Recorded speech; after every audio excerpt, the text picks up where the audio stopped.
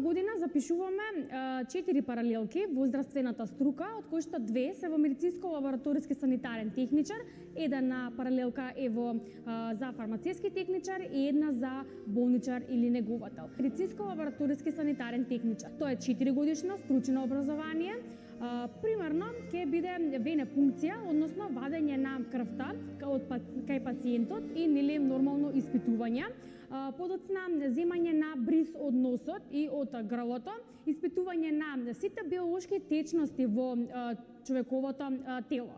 Исто така, во самата наставка медицинско-лабораториски санитарен техничар од пред 6 години имаме додаток санитарен, бидејќи овие техничари се занимаваат и со самата санитација. Што значи тоа? Тоа значи испитување на храната, водата и на почвата. На почетокот, во првата година се соочуваат со учење на анатомија и физиологија. Тоа се предмети каде што најпрвен го запознаваат човековото тело, односно анатомија ја изучува градбата на човековото тело, а додека физиологијата незините функции. Напоредно се учат сите системи и по предметот анатомија и по предметот физиологија. Плюс тука во првата година имаме предмет систем на здравствена и социјална заштита, каде што на учениците се познаваат, односно ги запознаваат примарната, секундарната и терциерната здравствена заштита, потоа изучуваат за некои историски болести кои што биле во минатото, пандемии, епидемии и паралелно на тоа ги изучуваме новитетите во медицината, во делот на медицинско-лабораториски санитарен техничар, во делот на фармацијата и така натака. Исто така, по овој предмет ги изучуваат своите права како пациенти, но и правата како здравствени работници.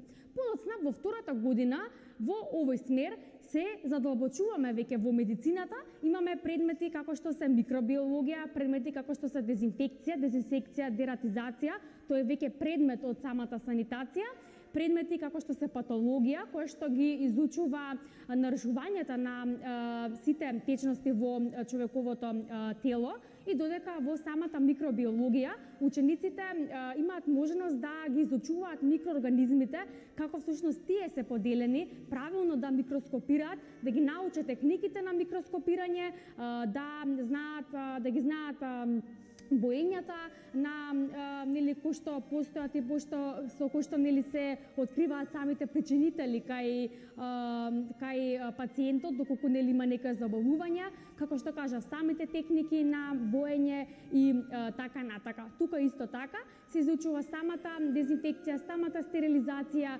и продолжувам со предметот дезинфекција, дезинсекција, дератизација, кој што всушност е предмет од самата санитација кој што ја изучува темелно дезинфекцијата, како се изведува таа, поимот на сепса, поимот на стерилизација, кои што се многу битни во самата медицина, многу битни во самата болница, во самата лабораторија, порасна поимот на дератизација и на дезинсекција, за да не настанат некои заболувања.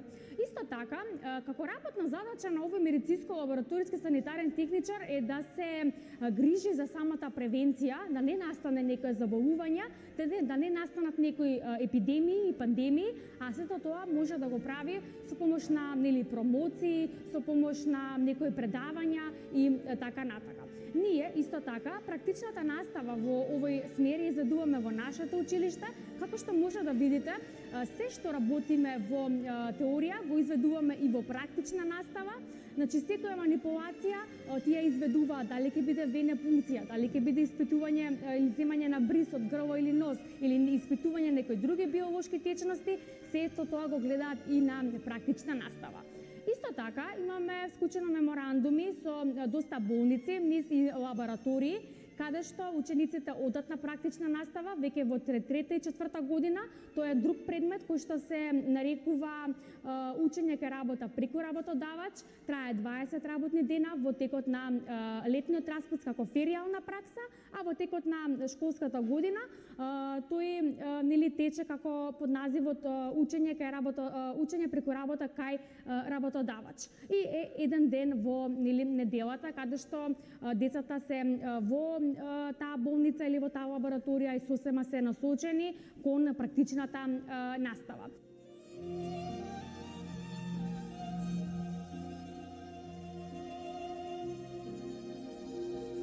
Најпрве се роди некоја љубов кон медицината, потоа и кон сите истражувања што се случуваат во лабораториите. Најинтересно е секако земањето на крв, што го гледаме на пракса.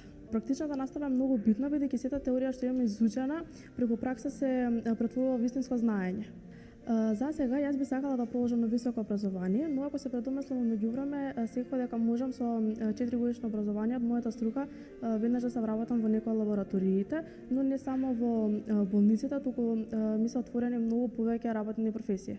Желбата од малечка, од секогаш сонував да бидам нешто во медицинскиот смер, дали тоа би било фармација или како што сум сега во оваа струка лаборант. Мислам дека е доста поинтересно и нуди многу можности.